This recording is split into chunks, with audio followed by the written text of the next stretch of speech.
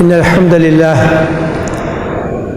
نحمده ونستعينه ونؤمن به ونتوكل عليه ونعوذ بالله من شرور أنفسنا ومن سيئات أعمالنا من يهده الله فلا مضل له ومن يضلل فلا هادي له وأشهد أن لا إله إلا الله وحده لا شريك له وأشهد أن محمدًا عبده ورسوله اللهم صل وسلم وبارك وانعم على عبدك ورسولك ونبيك محمد وعلى آله وأصحابه أجمعين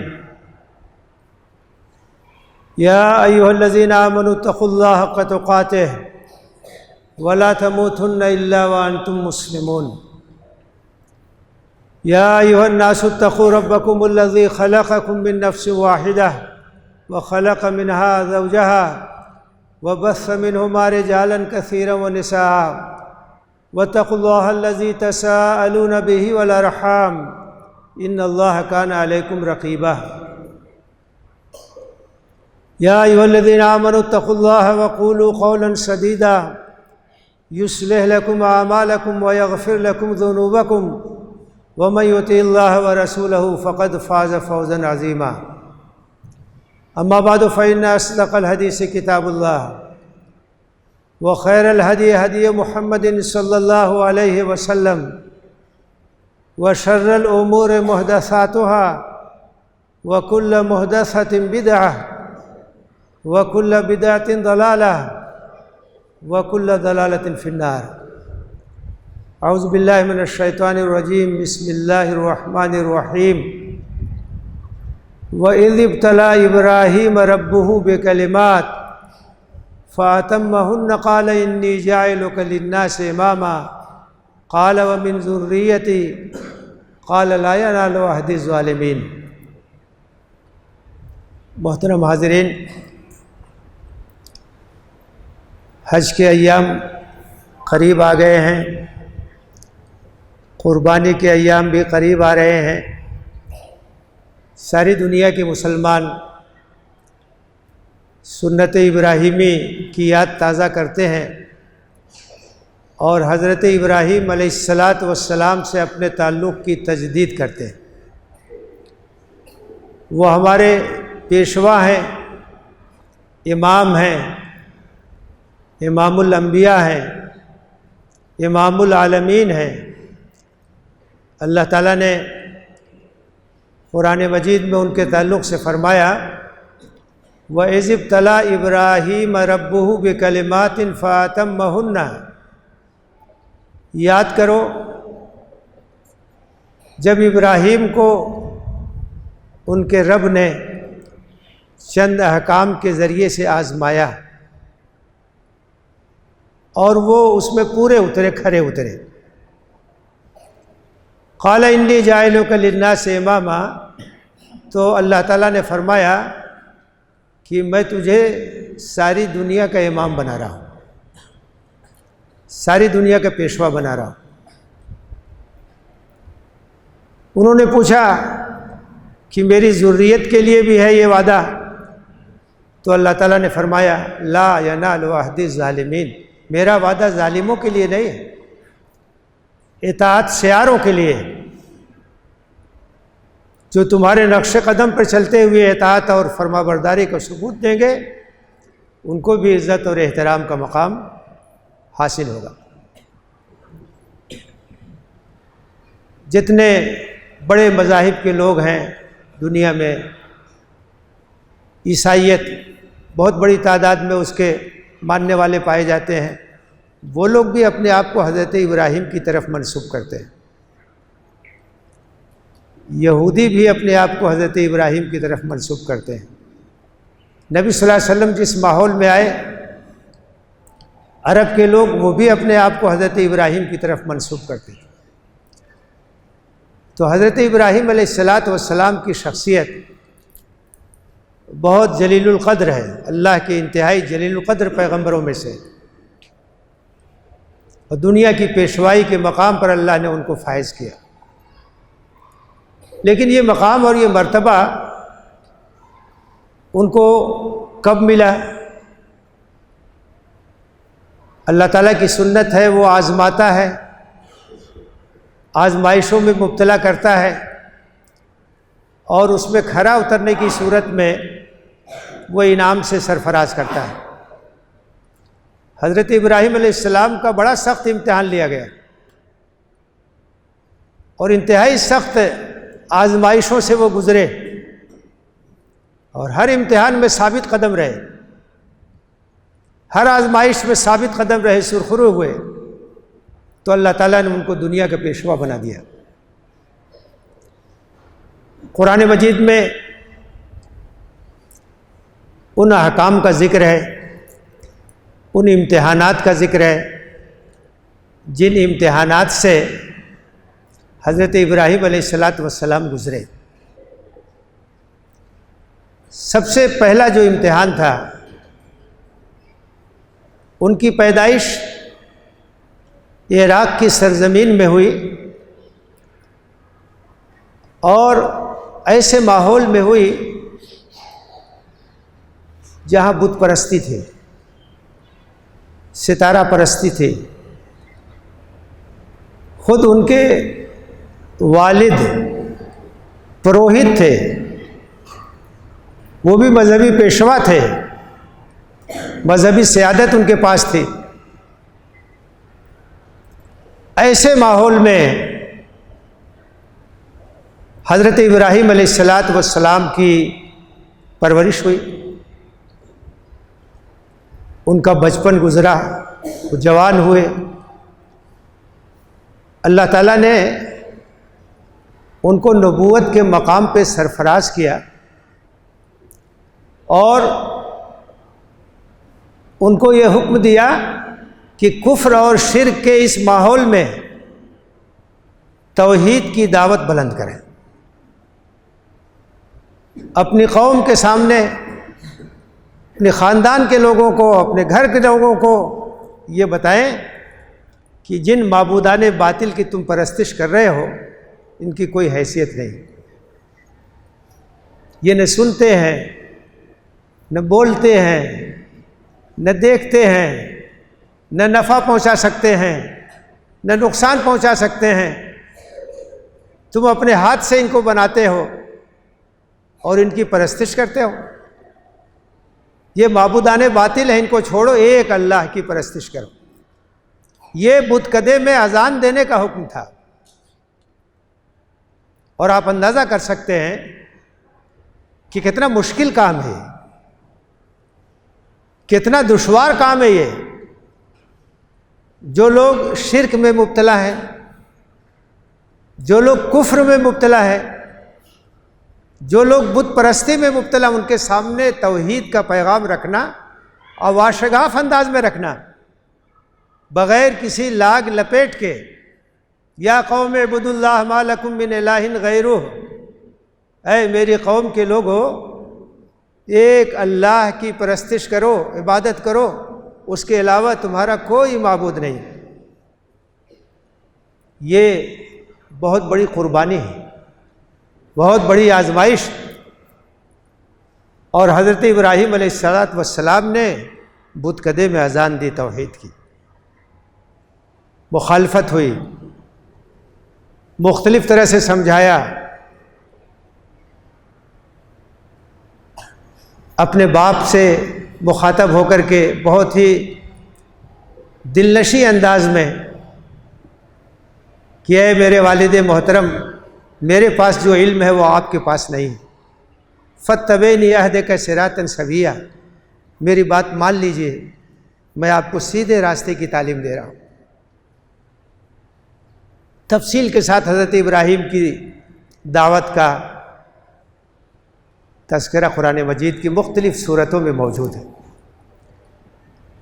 مخالفت ہوتی رہی، آپ کی بات سننے کے لیے کوئی تیار نہیں، ہر طرف سے مزاحمت ہوتی رہی۔ پھر ایک مرحلہ وہ بھی آیا کہ حضرت ابراہیم علیہ السلام نے سمجھانے ہی کے لیے یہ کہا کہ یہ معبودان باطل اور یہ اصنام جن کی تم پرستش کرتے ہو، ان کو میں توڑ دوں گا۔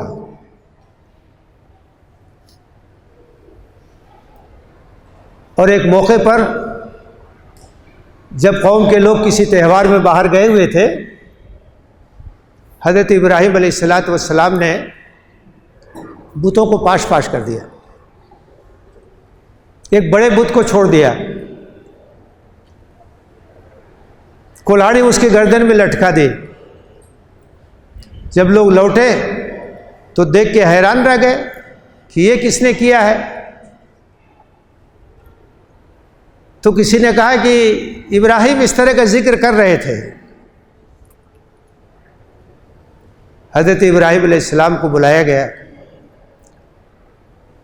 حضرت ابراہیم علیہ السلام نے کہا کہ اسی نے کیا ہوگا، جو بڑا بت ہے اسی نے توڑا ہوگا سب کو، اس سے پوچھو، بتائے گا یہ کس نے کیا ہے۔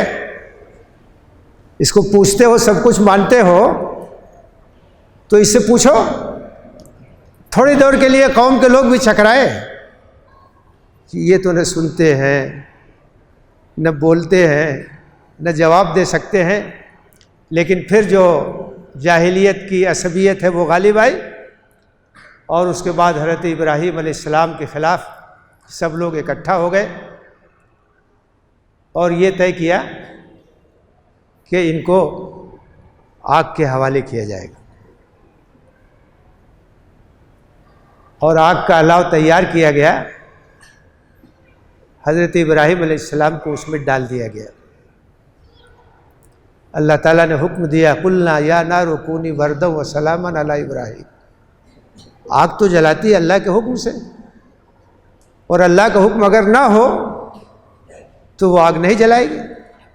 وہی آگ جو سب کو جلاتی ہے وہ حضرت ابراہیم کے لیے سلامتی کا ذریعہ بن گئی۔ وَأَرَادُوا بِهِ كَيْدًا فَجَعَلْنَاهُمُ الْأَخْسَرِينَ۔ کتنی بڑی آزمائش تھی۔ توحید کی دعوت، خدا واحد کی بندگی کی دعوت، کفر اور شرک کے ماحول میں دینا، یہ اپنے آپ کو آزمائش کی بھٹی میں ڈالنا ہے۔ اللہ کے رسول صلی اللہ علیہ وسلم نبوت سے پہلے مکہ مکرمہ میں بڑی عزت کی نگاہ سے دیکھے جاتے تھے۔ لوگ ان کو صادق و امین کہتے تھے، لوگوں کے معاملات کا فیصلہ کرتے تھے، لوگوں کا بھروسہ تھا آپ کے اوپر۔ لیکن جب آپ نبوت کے مقام پہ سرفراز ہوئے اور آپ نے توحید کا پیغام لوگوں کے سامنے رکھا اور بت پرستی کے خلاف اظہار خیال کیا، تو وہی مکہ جہاں آپ کو عزت اور قدر کی نگاہ سے دیکھا جاتا تھا، آپ کا جانی دشمن ہو گئے۔ برداشت نہیں کیا جائے گا اس کو۔ خدائے واحد کی بندگی کی دعوت کو ٹھنڈے پیٹوں برداشت نہیں کیا جائے گا۔ یہ باطل کی سرشت ہے، یہ شرک کی طبیعت اور اس کا نیچر ہے، ہمیشہ ایسا ہوگا۔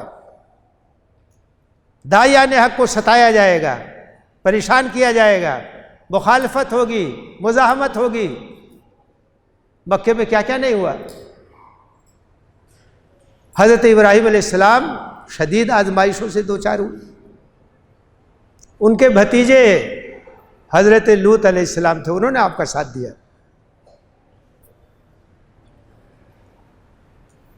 یہ تمام انبیاء کی دعوت ہے، یہ خدا کی بندگی کی دعوت، شرک سے اجتناب کی دعوت، لا الہ الا اللہ، اللہ کے سوا کوئی معبود نہیں، یہی دعوت ہے، یہی اصلی دعوت ہے۔ اور اسی دعوت کا کام اہل ایمان کو کرنا ہے، اور یہی حضرت ابراہیم کی سنت ہے۔ حضرت ابراہیم سے عقیدت ہے، حضرت ابراہیم سے محبت ہے، اور اگر حضرت ابراہیم کی ملت پر ہم ہیں تو ہمیں اس کام کو کرنا ہوگا۔ شرک اور کفر کے مقابلے میں توحید کی دعوت کو بلند کرنا ہوگا، اور بغیر کسی لاگ اور لپیٹ کے۔ قرآن توحید کی دعوت سے بھرا ہوا ہے۔ بنیادی پیغام جو قرآن کا ہے وہ خدائے واحد کی بندگی، تمام انبیاء کے یہی پیغام۔ حضرت ابراہیم نے یہی کام کیا، موحد اعظم تھے، ہر طرح کی قربانی دی، گفتگو کی، بحث کی، بادشاہ وقت سے بحث ہوئی۔ بادشاہ وقت نے کہا، قرآن نے اس کا ذکر کیا ہے کہ میرا رب، حضرت ابراہیم نے کہا کہ میرا رب زندگی اور موت دیتا ہے، جس کو چاہتا ہے زندگی دیتا ہے، جس کو چاہتا ہے موت دیتا ہے۔ بادشاہ نے کہا انا احیی و امیت، میں بھی جس کو چاہوں زندہ رکھوں، جس کو چاہوں مار دوں، مجھے پورا اختیار ہے، لوگوں کی زندگی اور لوگوں کی موت میرے ہاتھ میں ہے۔ حضرت ابراہیم علیہ السلام نے کہا فَإِنَّ اللَّهَ يَأْتِي بِالشَّمْسِ مِنَ الْمَشْرِقِ فَأْتِ بِهَا مِنَ الْمَغْرِبِ فَبُهِتَ الَّذِي كَفَرَ۔ حضرت ابراہیم نے کہا ٹھیک ہے، میرا رب سورج کو مشرق سے نکالتا ہے، تم بھی خدائی کے دعویٰ کرتے ہو، سورج کو مغرب سے نکال دو۔ لاجواب ہو گیا۔ اس کا مطلب یہ ہے کہ توحید کی دعوت دلیل کے ساتھ دینی ہے۔ آپ کے پاس مطالعہ ہونا چاہیے، آپ کے پاس نالج ہو، آپ الہاد کی تردید کر سکیں، آپ شرک کی تردید کر سکیں، آپ بت پرستی کی تردید کر سکیں، مدلل انداز سے اپنے موقف کو پیش کر سکیں، شکوک اور شبہات کو رد کر سکیں۔ حضرت ابراہیم نے ایسی بات کہی، ایسی دلیل دی کہ اس کے سامنے کوئی چارہ نہیں تھا، کوئی جواب نہیں اس کا دے سکتا تھا۔ فبہت الذی کفر، لاجواب ہو گیا۔ حضرت ابراہیم سے نسبت کا تقاضا یہ ہے کہ امت مسلمہ توحید کی دعوت کی علمبردار ہو، اور جب اس دعوت کو لے کر کے آپ اٹھیں گے مخالفت ہوگی، مزاحمت ہوگی، مشکلات آئیں گی، جیل میں ڈالے جائیں گے، مختلف طرح سے ستائے جائیں گے۔ دعوت حق کو ٹھنڈے پیٹوں باطل کبھی برداشت نہیں کر سکتا۔ کسی جبھی پہ شکن نہیں ہے، کوئی بھی ہم سے خفا نہیں ہے، بغور میرا پیام شاید ابھی جہاں نے سنا نہیں، اور ہم نے سنایا نہیں، ہم نے بتایا نہیں۔ اور اس بات کو بھی یاد رکھنا چاہیے کہ تمام انبیاء کی تاریخ یہ بتاتی ہے کہ دعوت کا مرکزی نقطہ توحید ہونا چاہیے، عقیدہ ہونا چاہیے۔ نبی کریم صلی اللہ علیہ وسلم جب تشریف لائے تو اس ماحول میں جہاں آپ نے کام شروع کیا وہاں بہت سے مسائل تھے، سماجی مسائل بھی تھے، نابرابری بھی تھی، سماجی ناانصافی بھی تھی، معاشی مسائل بھی تھے، امیر اور غریب کے درمیان تفریق بھی تھی، غلاموں پر بھی زیادتی ہو رہی تھی، عورتوں کے ساتھ بھی ظلم ہو رہا تھا، سب کچھ تھا۔ لیکن ان مسئلوں میں سے کسی مسئلے کو آپ نے بنیاد نہیں بنایا، آپ نے بنیاد بنایا لا الہ الا اللہ محمد رسول اللہ، اس لیے کہ اصل ہے، جب اس کی اصلاح ہو جائے گی باقی چیزیں خود بخود جو ہے صحیح ہو جائے گی۔ دعوت کا مرکزی نقطہ یا قوم اعبدوا اللہ ما لکم من الہ غیرہ، اے میری قوم کے لوگوں ایک اللہ کی بندگی کرو، اس کے سوا تمہارا کوئی معبود نہیں، کوئی عبادت کے لائق نہیں۔ حضرت ابراہیم نے اس دعوت کو پیش کیا اور اس کے لیے قربانی دی۔ اس کے بعد ہجرت کا مرحلہ پیش آیا، اپنے وطن سے ہجرت کیا، عراق سے نکل کر شام، فلسطین اور مصر اور حجاز مختلف علاقوں میں گئے، اور آپ نے اپنے لوگوں کو مختلف جگہوں پر اس لیے بسایا تاکہ وہ مرکز توحید بنائیں، اور ایسی شاہراہوں پر بسایا جہاں سے لوگوں کا آنا جانا تھا، تجارتی قافلوں کا گزر ہوتا تھا۔ اردن میں اپنے بھتیجے حضرت لوط علیہ السلام کو بسایا کہ اس کو تم مرکز بناؤ۔ حجاز میں اپنے بیٹے حضرت اسماعیل کو بسایا۔ فلسطین میں حضرت اسحاق کو بسایا، اور وہ علاقہ جو مدین کہلاتا ہے وہاں اپنی ضروریت کے ایک حصے کو بسایا۔ یہ تمام وہ علاقے ہیں جہاں سے تجارتی قافلے گزرتے تھے۔ مقصد تھا کہ ایک تو مختلف قافلے آئیں گے جائیں گے، دعوت کو پھیلانے کا موقع ملے گا، ضروریات زندگی کی تکمیل بھی ہوگی، تجارت میں بھی حصہ لیں گے۔ اس طرح سے مختلف علاقوں میں حضرت ابراہیم علیہ السلام نے اپنے متعلقین کو بسایا تاکہ وہ دعوتی مراکز کے طور پر ان علاقوں کو استعمال کریں۔ اور وہ بھی ایک آزمائش کا وقت تھا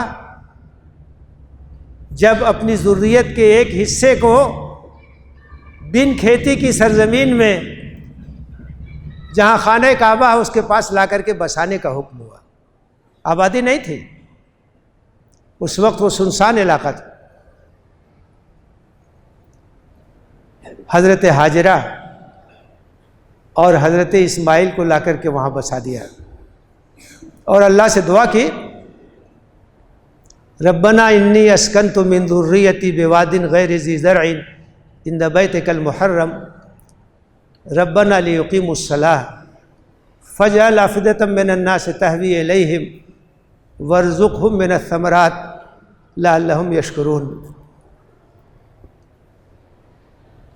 اے میرے پروردگار، میں نے اپنی ذریت کے ایک حصے کو بن کھیتی کی سرزمین میں، کوئی چیز پیدا نہیں ہوتی، بن کھیتی کی سرزمین میں تیرے محترم گھر کے پاس بسایا ہے۔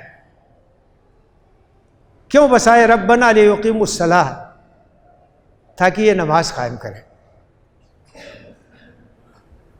تاکہ اپنے آپ کو تیری ذات سے جوڑیں، تیرا کلمہ پڑھیں، تیرا آوازہ بلند کریں، توحید کی دعوت پر کاربند ہوں، اس گھر کو بسائیں، اس کو مرکز بنائیں۔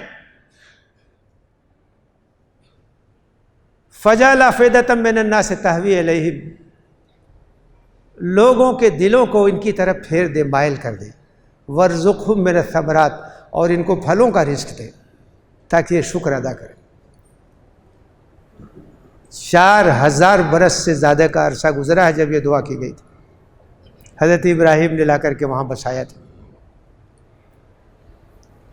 اور کتنی بڑی آزمائش تھی کہ اپنی بیوی کو، شیرخوار بچے کو وہاں بسانا ہے، وہاں چھوڑ کے جانا ہے۔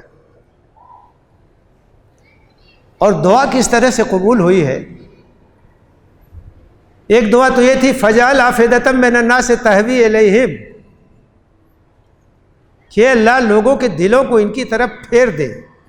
آج وہ سرزمین دنیا بھر کے فرزندان توحید کا مرکز ہے،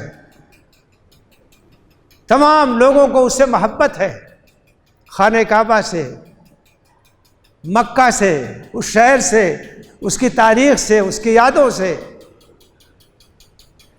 خانہ کعبہ وہ مرکز ہے جس کی طرف رخ کر کے دنیا بھر کے مسلمان نماز پڑھتے ہیں۔ کتنا زبردست شہر بن گیا دھیرے دھیرے، وہ مرکزی شہر ہو گیا، ام القریٰ ہو گیا ہو۔ کس طرح سے دعا قبول ہوئی؟ اور دوسری دعا کی تھی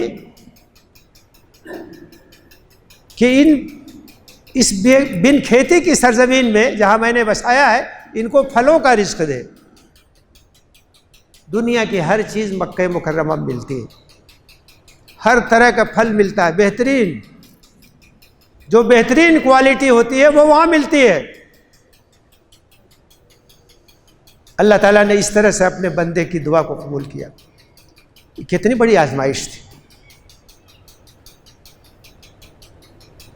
حضرت ہاجرہ نے پوچھا کہ اللہ کے حکم سے آپ ہمیں یہاں چھوڑ کے جا رہے ہیں؟ انہوں نے کہا کہ ہاں۔ تو اس مومنہ خاتون نے کہا تو اللہ ہماری حفاظت کرے۔ کیسا ایمان ہے، کیسا یقین ہے، کیسا بھروسہ ہے۔ بڑی سخت آزمائشوں سے گزرے حضرت ابراہیم علیہ السلام۔ یہ ہمارے لیے ایک نمونہ ہے۔ حج کے لیے لوگ جاتے ہیں حضرت ابراہیم کی جو یادگاریں ہیں اس کی زیارت کرتے ہیں، ان سے جو نسبت ہے اس کی تجدید کرتے ہیں۔ ہم لوگ اپنے اپنے مقامات پر قربانی کی سنت تازہ کرتے ہیں، اسی لیے تاکہ حضرت ابراہیم سے جو ہمارا تعلق ہے وہ مضبوط ہو۔ تو اس پیغام کو سمجھنا چاہیے، اس روح کو سمجھنا چاہیے۔ حضرت ابراہیم کی زندگی کا جو پیغام ہے تسلیم و رضا کا، قربانی کا، سر افگندگی کا، جانثاری کا، وہی پیغام اصل ہے ان عبادات کے پیچھے، وہ ہماری نگاہوں کے سامنے رہنا چاہیے۔ اگر وہ پیغام نگاہوں کے سامنے نہیں تو یہ عبادات ایک رسم بن کے رہ جائے گی۔ نماز و روزہ و قربانی و حج یہ سب باقی ہے، تو باقی نہیں ہے۔ اصل تو جذبہ ہے، اخلاص ہے، اصل تو نیت ہے، وہ کیفیت ہے جو ہمارے دلوں میں ہونی چاہیے۔ اس بات کو یاد رکھنے کی ضرورت ہے۔